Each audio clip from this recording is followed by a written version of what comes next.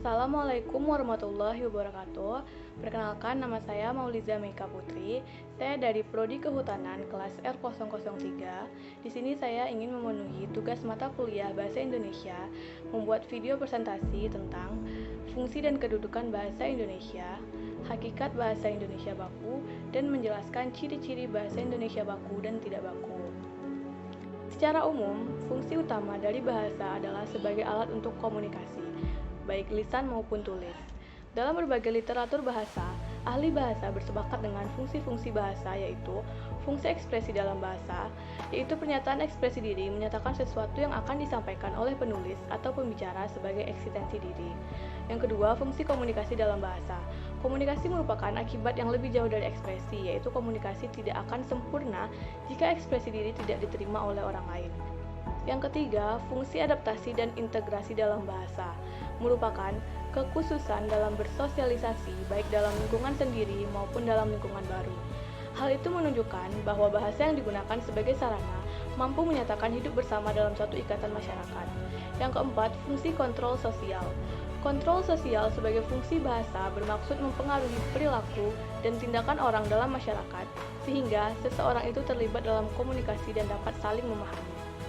Bahasa Indonesia sebagai bahasa nasional mempunyai fungsi khusus, yaitu bahasa resmi kenegaraan, bahasa pengantar dalam dunia pendidikan, bahasa resmi untuk kepentingan perencanaan dan pelaksanaan nasional, serta kepentingan pemerintah, alat pengembangan budaya, ilmu pengetahuan, dan teknologi.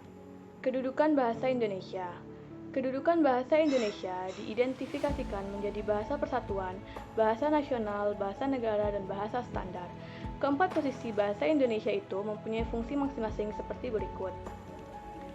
Yang pertama, bahasa persatuan. Bahasa persatuan adalah pemersatu suku bangsa, yaitu pemersatu suku, agama, antar golongan bagi suku bangsa Indonesia dari Sabang sampai Merauke. Yang kedua, bahasa nasional. Bahasa nasional adalah fungsi jati diri bangsa Indonesia bila berkomunikasi pada dunia luar Indonesia. Yang ketiga, bahasa negara. Bahasa negara adalah bahasa yang digunakan dalam administrasi negara untuk berbagai aktivitas, seperti fungsi bahasa sebagai administrasi kenegaraan. Yang keempat, bahasa baku merupakan bahasa yang digunakan dalam pertemuan sangat resmi.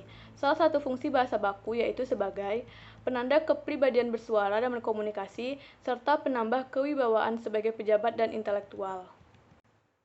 Hakikat bahasa Indonesia baku.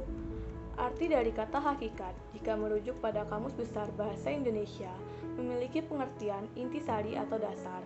Jadi, hakikat bahasa dapat kita artikan atau pahami sebagai suatu hal yang mendasari dari bahasa itu sendiri. Hakikat bahasa Indonesia sendiri adalah bahasa sebagai sarana interaksi sosial.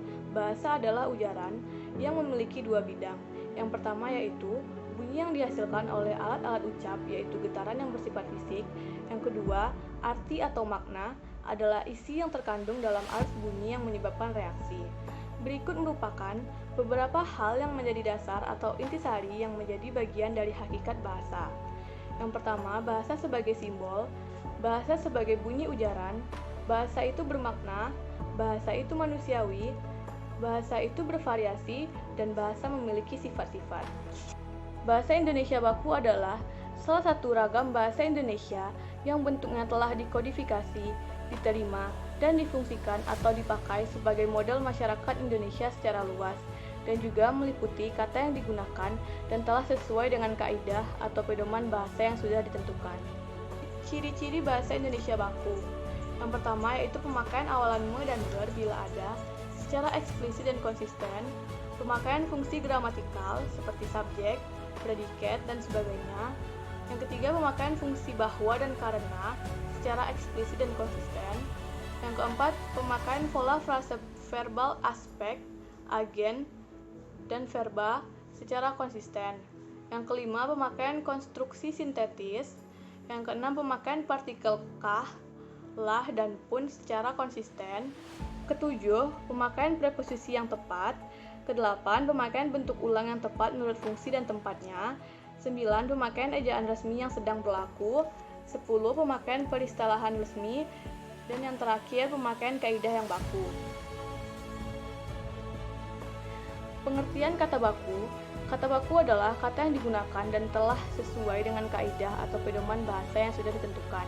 Pengertian kata baku ini merupakan suatu kata yang aturan dan ejaan kaidah bahasa Indonesianya sudah benar, serta bersumber dari bahasa baku, yakni Kamus Besar Bahasa Indonesia.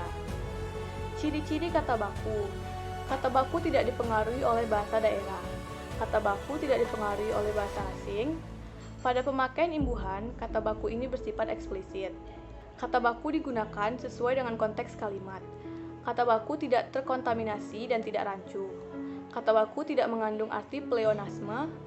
Contoh kata baku yaitu aktif, pasif, efektif, nasihat, karena, foto, biosfer, bus, objek, dan teknik. Ciri-ciri kata tidak baku. Yang pertama, biasanya digunakan dalam bahasa sehari-hari. Sudah dipengaruhi oleh bahasa asing atau bahasa daerah. Sudah dipengaruhi oleh perkembangan zaman. Bentuknya mudah berubah-ubah dan memiliki arti yang sama meskipun terkesan dengan bahasa baku. Contoh kata tidak baku yaitu aktif, pasif, efektif yang menggunakan P ujungnya, karena, foto, bis, objek, teknik, nasihat, biosfer, dan lain sebagainya. Itulah tadi penjelasan mengenai fungsi dan kedudukan bahasa Indonesia, hakikat bahasa Indonesia baku, serta ciri-ciri bahasa Indonesia baku dan tidak baku. Mungkin itu saja yang dapat saya sampaikan. Lebih dan kurangnya saya mohon maaf. Saya akhiri video ini dengan wassalamualaikum warahmatullahi wabarakatuh.